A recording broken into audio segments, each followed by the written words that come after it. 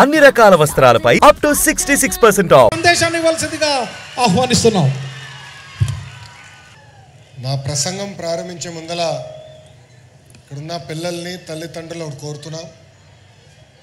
మొన్న పహల్గామ్ దాడిలో మనం భారతీయులు కోల్పోవటం జరిగింది. అందుకే నేను ఏ కార్యక్రమం ప్రారంభించినా వందే మాత్రం అన్న నినాదంతో నేను ప్రారంభిస్తాం జరుగుతుంది. నేను వందే అంటాను, మీరు మాత్రం అనాలని ఈ సభాముఖ కోరుతున్నా. వందే వందే మాతరం, వందే మాతరం. Thank you. వేదిక మీద ఉన్న మంత్రివర్యులు నారాయణ మాస్టర్ గారికి, గౌరవనీయులు ఫరూక్ గారికి, గౌరవనీయులు ఆనం రామనారాయణ రెడ్డి గారికి, member of parliament Vemireddy Prabhakar Reddy గారికి, నెల్లూరు రూరల్ ఎమ్మెల్యే కోటమిరెడ్డి శ్రీధర్ అన్నకి, కలెక్టర్ గారికి, ఈ సమావేశానికి విచ్చేసిన శాసన సభ్యులు, అధికారులు, ఉపాధ్యాయులు అందరికీ పేరు పేరున నా హృదయపూర్వక నమస్కారాలు. మాట నేర్పించేది అమ్మ, నడక నేర్పించేది అమ్మ, బాధ్యత కూడా నేర్పించేది అమ్మ, మన కోసం జీవితం మొత్తం త్యాగం చేసేది మన అమ్మ, భూమి కంటే ఎక్కువ భారం మోసేది మన అమ్మ. అందుకే తల్లికి వందనం పేరుతో తల్లి రుణం తీర్చుకునే దానికి ఈరోజు ఈ ప్రభుత్వం ముందరికెళ్తుందని ఈ సభాముఖంగా తల్లిదండ్రులందరూ తెలియజేస్తున్నాను. అంతేకాకుండా ఆలు నేర్పించేది ఉపాధ్యాయులు. ఉపాధ్యాయులకు ఒక స్వార్థం ఉంటుంది. ఆ స్వార్థం ఏంటంటే వాళ్ళ చదువు చెప్తున్న పిల్లలందరూ బాగా మార్కులు రావాలి, అన్ని ర్యాంకులు కొట్టాలన్న స్వార్థం వాళ్ళలో ఉంటుంది. అందుకే ఉపాధ్యాయులను ఎప్పుడు చూసినా మనకి దేవుడు గుర్తొస్తారు. అలాంటి ఉపాధ్యాయులందరికీ పేరు పేరున నా హృదయపూర్వక నమస్కారాలు తెలియజేసుకుంటున్నా. పెద్దలు ఇప్పుడే చెప్పారు, 1875లో విఆర్ హై స్కూల్ స్థాపించారు. దాదాపు 150 సంవత్సరాలు చరిత్ర ఉన్న పాఠశాల ఇది. నిజంగానే వీడియోలో చూస్తే ఈరోజు నేను ఆశ్చర్యపోయా. కరెక్ట్గా 6 నెలల ముందల పాఠశాల ఇలాంటి పరిస్థితుల్లో ఉండాలని ఈరోజు నాకు అర్థం అవ్వలా. పాఠశాల మొత్తం చూస్తే నిజంగానే అసూయపడ్డా.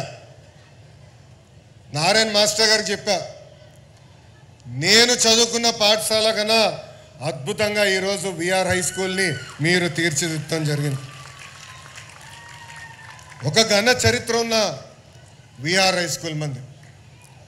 డాక్టర్ కె నారాయణ గారు అంటే honorary adviser and retired director for SHAR Sriharikota, మాజీ ముఖ్యమంత్రి వర్యులు డాక్టర్ బెజవాడ గోపాలకృష్ణ రెడ్డి గారు, ఎన్ జనార్దన్ రెడ్డి గారు, మాజీ ఉపరాష్ట్రపతి గారు వెంకయ్యనాయుడు గారు, ఏకంగా ఎస్పి బాలసుబ్రహ్మణ్యం గారు, జీవీకే రెడ్డి గారు, ఇంకా వేదిక పైన ఉన్న నారాయణ గారు, మా పక్కనే నిలబడుతున్న సోమిరెడ్డి చంద్రమోహన్ రెడ్డి గారు, ఇంకా కోటమిరెడ్డి శ్రీధర్ రెడ్డి గారు, మాజీ chief justice P Chandrasekhar Reddy garu కూడా ఈ పాఠశాల నుంచే వచ్చిన వారు. కారులో వస్తుంటే నారాయణ గారు చెప్పారు, 6th క్లాస్ నుంచి 10th క్లాస్ వరకు నారాయణ మాస్టర్ గారు ఇదే పాఠశాలలో చదివారు.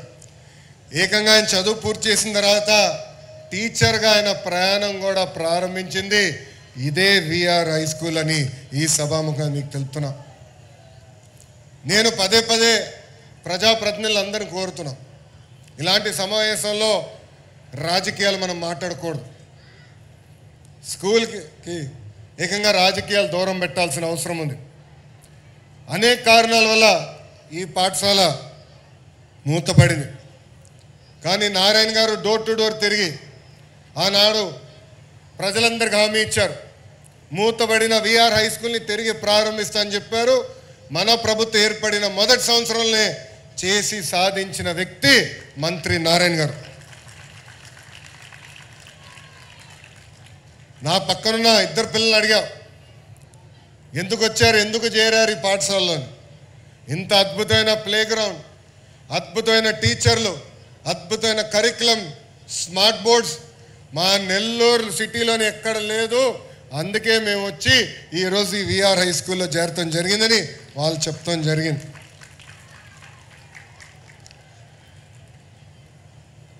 ఈ స్కూల్ గురించి కూడా చెప్పాలి. నారాయణ గారు పర్సనల్గా తీసుకున్నారు. ఫైల్ ఎక్కడుందో వెంటాడారు. నాకు గుర్తున్నంత వరకు ఒకరోజు రాత్రి 10ంటికి ఫోన్ చేశారన్న. ఫోన్ చేసి ఫైల్ ఇప్పుడే నీ లాగిన్కి వచ్చింది, తొందరగా క్లియర్ చేయవా అన్నారు. చేస్తాను సార్ ఫోన్ పెట్టా. అంటే పొద్దున్న చేద్దాం అనుకున్నా. మళ్ళీ 30 నిమిషాల తర్వాత నారాయణ మాస్టర్ గారు ఫోన్ చేసి ఇంకా ఫైల్ క్లియర్ చేయలేదు, ఇప్పుడే క్లియర్ చేయండి అని నన్ను వెంటాడిన వ్యక్తి మంత్రి నారాయణ గారు. ఇది పిల్లలకి తల్లిదండ్రులు ఎందుకు చెప్తున్నాం అంటే, ఒక పట్టుదల క్రమశిక్షణతో ఏమైనా సాధించాలనుకుంటే అది సాధించే శక్తి మనలో ఉంటుంది. మనం 2014 నుంచి 19 వరకు చూసాం. నారాయణ మాస్టర్ గారు పట్నాన్ని అద్భుతంగా అభివృద్ధి చేశారు. అనేక సంక్షేమ కార్యక్రమాలు కూడా ఆనాడు ముందలు తీసుకెళ్లారు. ఇచ్చిన ప్రతి హామీ నిలబెట్టుకో లక్ష్యంతో ఈరోజు ఆయన పనిచేస్తున్నారు. అందుకే ఎన్సిసి అంటే నాగార్జున కన్స్ట్రక్షన్ కంపెనీని తీసుకొచ్చి ఏకంగా వాళ్ళ సిఎస్ఆర్ ఫండ్స్ నుంచి దాదాపు 15 కోట్ల రూపాయలు ఈరోజు ఈ పాఠశాల అభివృద్ధి చేసేదానికి ఖర్చు పెడతాం కూడా జరిగింది. అంతేకాకుండా కమిట్మెంట్ చాలా అవసరం. ఏ పని చేసినా మంచి మనసుతో చేయాలి, ఒక పవిత్రమైన బాధ్యతగా తీసుకోవాలి. ఆ పవిత్రమైన బాధ్యత నారాయణ మాస్టర్ గారు తీసుకున్నారు. ఇది నేను ఎందుకు చెప్తున్నానంటే, ఆయన బిడ్డ షరినిని ఏకంగా ఇదే పాఠశాలకు పని పెట్టి మిగతా స్కూల్స్ అని ఆగమ్మా, నారాయణలో వేరే స్కూల్స్నే పర్వాలేదు కానీ ఇది ఒక మోడల్ స్కూల్గా చేయాలి, మీరు చేయండి అని చెప్పి షరిని కూడా అహర్నిశలు ఇక్కడ నిలబడి రాత్రైన పర్వాలు నిలబడి ఒక మోడల్ స్కూల్ ఏర్పాటు చేసినందుకు ఆమె కూడా నా హృదయపూర్వక ధన్యవాదాలు నేను తెలుపుకుంటున్నాం. ఒక డిజిటల్ క్లాస్ రూమ్ ఏమి, ఒక హైడ్రోఫోనిక్ సిస్టమ్. అంటే హైడ్రోఫోనిక్ సిస్టమ్ అంటే నీరుతో చెట్లు పెంచుతాం, పంట పండిస్తాం. పిల్లలకి మెరుగైన టెక్నాలజీ తెలియాలని బహుశా నాకు తెలిసినంత వరకు దక్షిణ భారతదేశంలోనే మొదటితో రెండో పాఠశాల ఒక హైడ్రోఫోనిక్ సిస్టమ్ ఏర్పాటు చేస్తాం. అలాంటి అద్భుతమైన కార్యక్రమాలు మా చెల్లమ్మ చేసింది. అంతేకాకుండా dance, music, drawing rooms, play ground చూసా, రోబోటిక్ ల్యాబ్స్. వాస్తవంగా ఆంధ్ర రాష్ట్రంలో ఏ పాఠశాల లేని వసతులు ఈరోజు విఆర్ హై స్కూల్లో వాళ్ళు అందిస్తాం జరిగింది. ఒక మాటలో చెప్పాలంటే నేను అసూయపడుతున్నా. మా మంగళగిరి నియోజకవర్గంలో నిడమరు పాఠశాలను నేను దత్తకు తీసుకున్నా. సో మాస్టర్ గారితో నేను పోటీ పడాలా ఈ రోజు నుంచి. అడ్మిషన్స్లో కానీ, మౌలిక సదుపాయాల్లో కానీ, కరికులంలో కానీ, రేపు రాబోయే రోజుల్లో రిజల్ట్స్లో కూడా మన మాస్టర్ గారితో పోటీ పడతాం. ఈరోజు గౌరవ ముఖ్యమంత్రి నారా చంద్రబాబు నాయుడు గారు P4 అని తీసుకొచ్చారు. P4 ఉద్దేశం ఒకటే, సంక్షేమ కార్యక్రమాలతో పాటు సమాజంలో ధనవంతులు ఎవరైతే ఉన్నారో వాళ్ళు నిరుపేద కుటుంబాలని దత్తకు తీసుకుని వాళ్ళని శాశ్వతంగా పేదరికం నుంచి బయటికి ఎట్టే తీసుకురావాల లక్ష్యంతో వాళ్ళందరూ పనిచేయాల్సిన అవసరం ఉంది. విద్య అవ్వచ్చు, ఉపాధి అవకాశాలు అవ్వచ్చు, స్వయం ఉపాధి మోడల్స్ అవ్వచ్చు. ఆ అవకాశాలు కల్పించి ఆంధ్ర రాష్ట్రంలోనే పేదరికం లేని రాష్ట్రంగా తీర్చిదిద్దాల లక్ష్యంతోనే ఈ P4 కార్యక్రమం స్థాపించాం. దాంట్లో భాగంగా షరిని ఏకంగా ఇక్కడున్న కొంత కుటుంబాలని దత్తకు తీసుకుంటాం కూడా జరిగింది. దాంతోపాటు ప్రభుత్వం ఇస్తున్న యూనిఫామ్స్తో పాటు ఏకంగా నారాయణ మాస్టర్ గారు అదనంగా 4 జతల బట్టలేమి, ట్రాన్స్పోర్టేషన్, బ్రేక్ఫాస్ట్ కూడా ఉచితంగా ఈరోజు విఆర్ హై స్కూల్లో అందజేస్తాం జరిగింది. నేను శాసనసభ సాక్షిగా చెప్పా, ఒక విద్యాశాఖ మంత్రిగా తృప్తి ఎప్పుడు వస్తుందంటే ప్రభుత్వ పాఠశాలల ముందర పాఠశాల ఫుల్, అడ్మిషన్స్ క్లోజ్డ్ అనే బోర్డు వచ్చినప్పుడే నాకు తృప్తి వస్తుందని చెప్పా. అలాంటిది 6 నెలల్లో చేసి చూపించిన వ్యక్తి మాస్టర్ నారాయణ గారని ఈ సభాముఖం మీ అందరు తెలుపుకుంటున్నా. ఈ స్కూల్ ఏర్పాటు చేస్తున్నప్పుడు ఇద్దరు పిల్లలు పెంచలయ వెంకటేశ్వర్లు నిరుపేద కుటుంబాల నుంచి వచ్చిన ఈ ఇద్దరు పిల్లలు బాగా చదవాలని అనుకుంటున్నాం. మాకు అవకాశం లేదని ఇక్కడ కలెక్టర్ గారు వచ్చినప్పుడు కలుస్తాం జరిగింది. ఆ ఇద్దరు పిల్లల్ని నేను వ్యక్తిగతంగా దత్తత తీసుకొని కేవలం హై స్కూలే కాదు ఉన్నత విద్య కూడా అందించే బాధ్యత నేను తీసుకుంటానని ఈ సభాముఖంగా నేను హామీ ఇస్తున్నా. కూర్చుంటారా రా, పైన కూర్చోరా, దచ్చినా కూర్చోండి.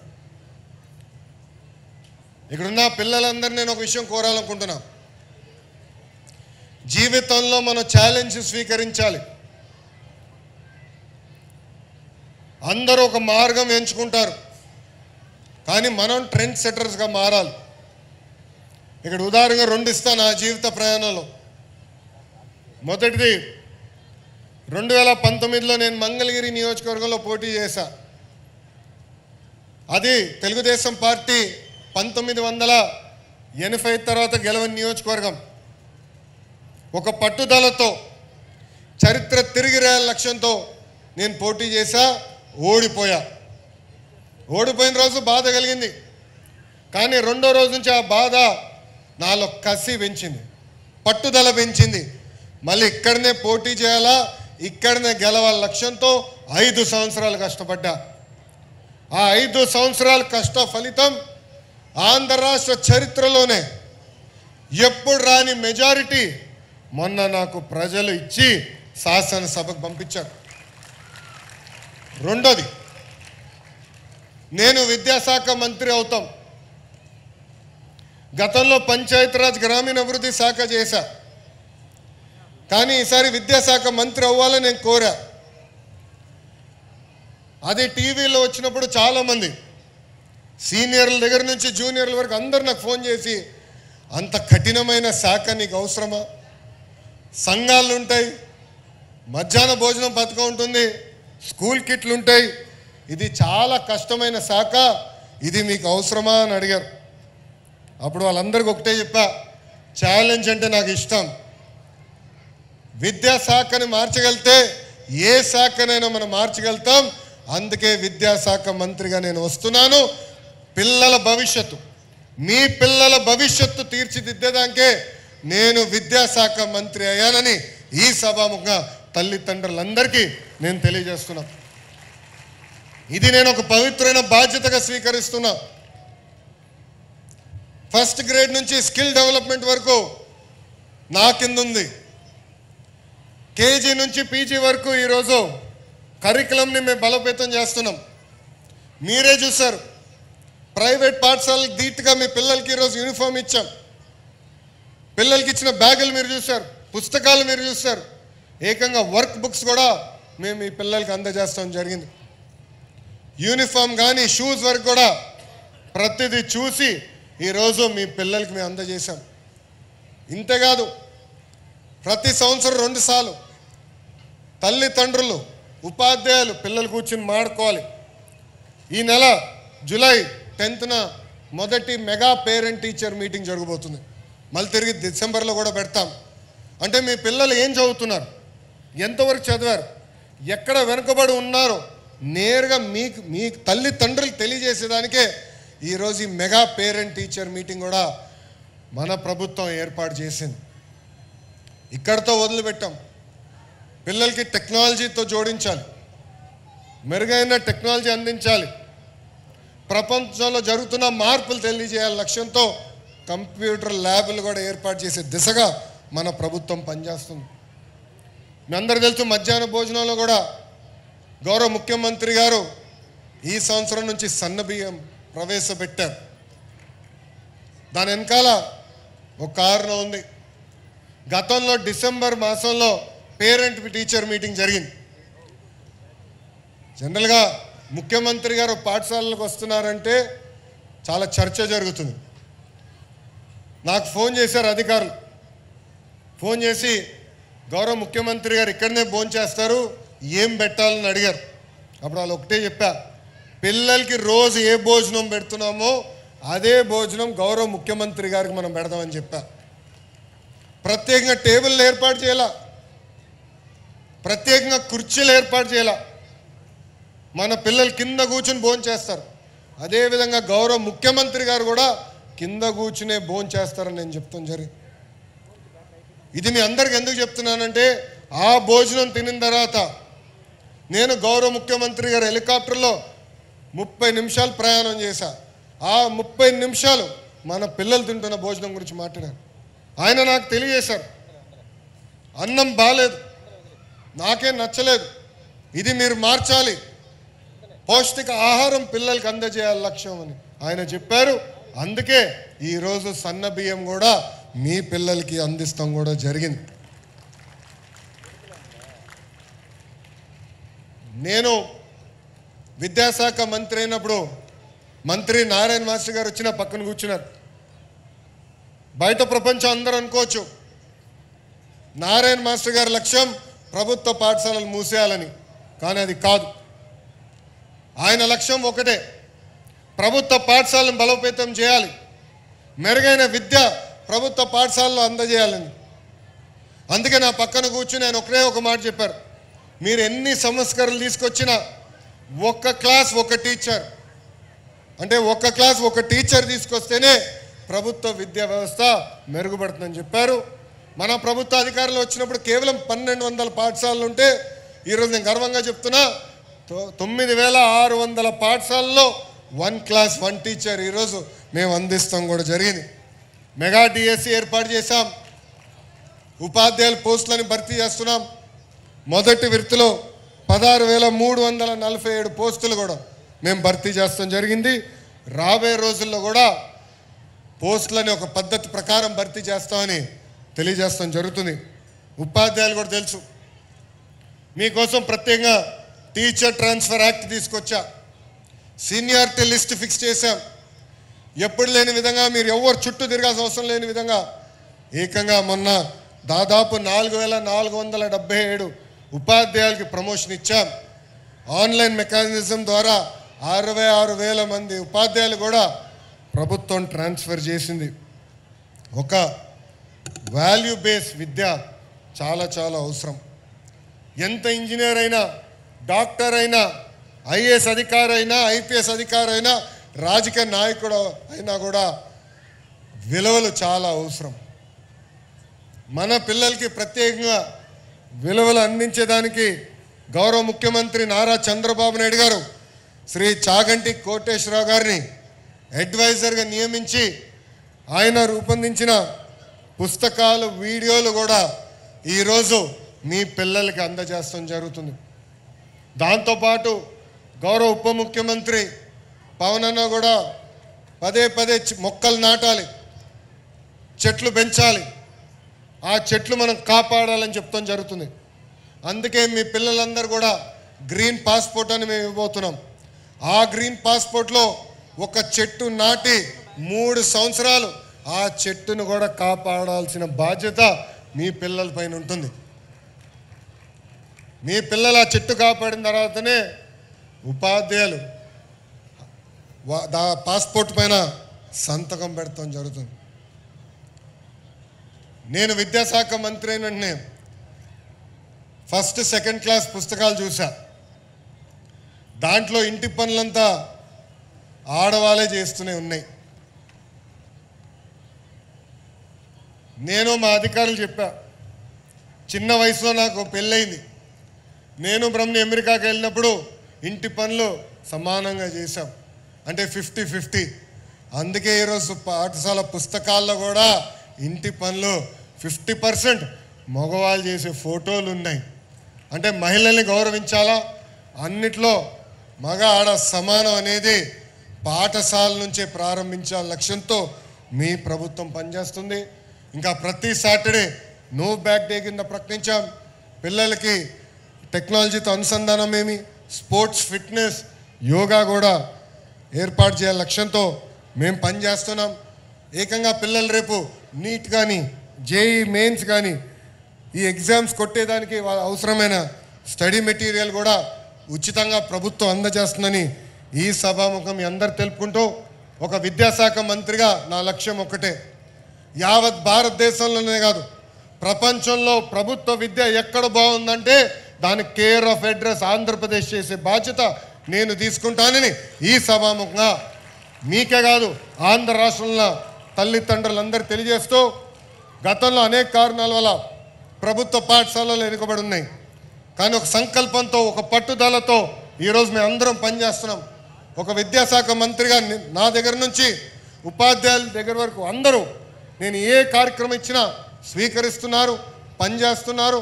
మన పిల్లలకి మెరుగైన భవిష్యత్తు అందజేయడానికి అహర్నిశలు కష్టపడుతున్నారని ఈ సభాముఖం మీ అందరు తెలుపుకుంటూ, నిజంగానే గౌరవ మంత్రివర్యుల్ని నారాయణ గారిని సభాముఖంగా నేను అభినందిస్తున్నా. నిజంగా ఆశ్చర్యపోయే విధంగా మీరు ప్రభుత్వ పాఠశాలను తీర్చిదిద్దారు. ఇదే విధంగా 175 నియోజకవర్గాల్లో 175 లీప్ పాఠశాలలు ఏర్పాటు చేయాల లక్ష్యంతో మీ ప్రభుత్వం ఉంది. రాబోయే 5 సంవత్సరాలు ఈ స్థాయిలో కనీసం ఒక్క పాఠశాలను ఏర్పాటు చేస్తామని ఈ సభాముఖంగా మీ అందరు తెలుపుకుంటూ మీ అందరి దగ్గర నుంచి సెలవు తీసుకుంటున్నా.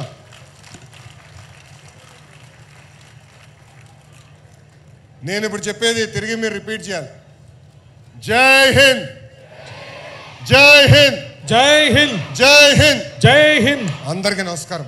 ధన్యవాదాలు సార్. స్ఫూర్తిదాయకమైన మీ సందేశంలో విద్యార్థులు ఖచ్చితంగా వాళ్ళ లక్ష్యాలని అధిగమించడంలో ఎటువంటి సందేహం లేదు సార్. మీకు మనస్ఫూర్తిగా ధన్యవాదాలు తెలియజేస్తున్నాను.